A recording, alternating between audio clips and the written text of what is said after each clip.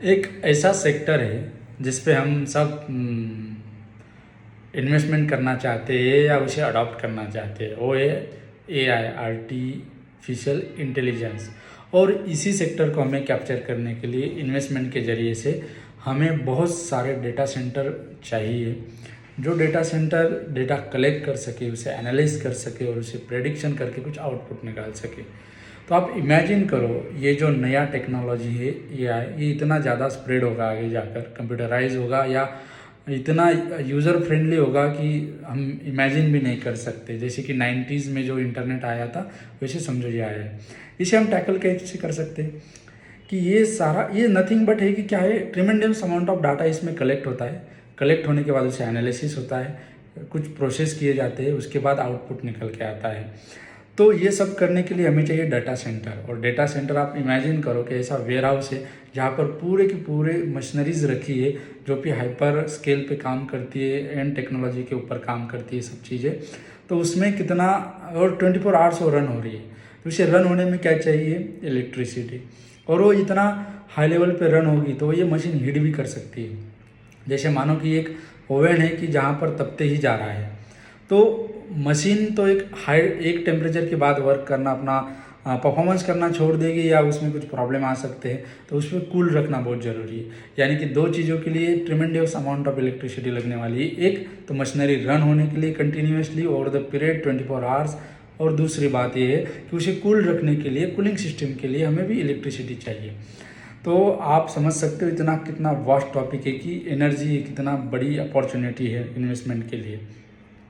अगर हम यूएस की बात करेंगे तो यूएस में 4% जो भी टोटल इलेक्ट्रिसिटी, उसमें से 4% इलेक्ट्रिसिटी अभी सिर्फ एआई के लिए यूज़ किए जा रहा है। अगले 5 साल में 9% भी हो सकता है। और ऑल ओवर अगर हम इंडिया वर्ल्ड की बात करेंगे तो ये बढ़ती ही जाने वाली कैटेगरीज है इलेक्ट्रिसिटी लगने में।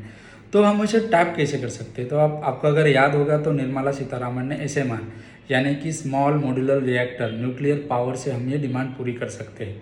और ये एसएमआर क्या होता है, स्मॉल मॉड्यूलर रिएक्टर, एक ऐसा रिएक्टर है, अगर हम बड़े न्यूक्लियर प्लांट अगर देखेंगे तो वहाँ पर कंस्ट्रक्शन के लिए बहुत बड़ी जगह चाहिए, ह्यूज बॉइलिंग पॉइंट चाहिए, या उसे फ्यूजन के लिए बहुत बड़े स्ट्रक्चर, इंफ्रास्ट्रक्चर चाहिए।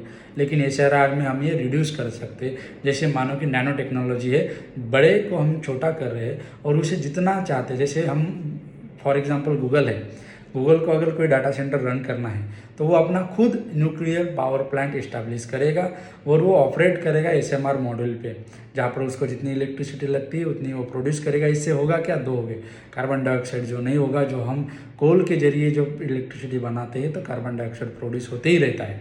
तो हमें इन्वायरमेंट का भी अगर ध्यान रखना है टेम्परेचर की वजह से। तो ये सारी चीज़ें करके एक नई इंडस्ट्री और नया सेगमेंट इन्वेस्टमेंट के लिए ओपन अप हो रहा है, वो है एनर्जी। और एनर्जी में है न्यूक्लियर में नया टेक्नोलॉजी एसएमआर।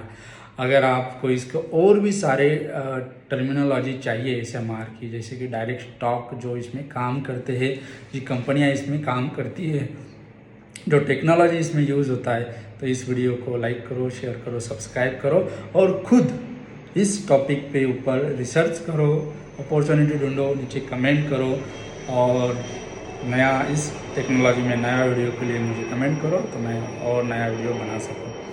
Thank you. ऐसे ही कंटेंट के लिए लाइक करो, शेयर करो एंड सब्सक्राइब करो।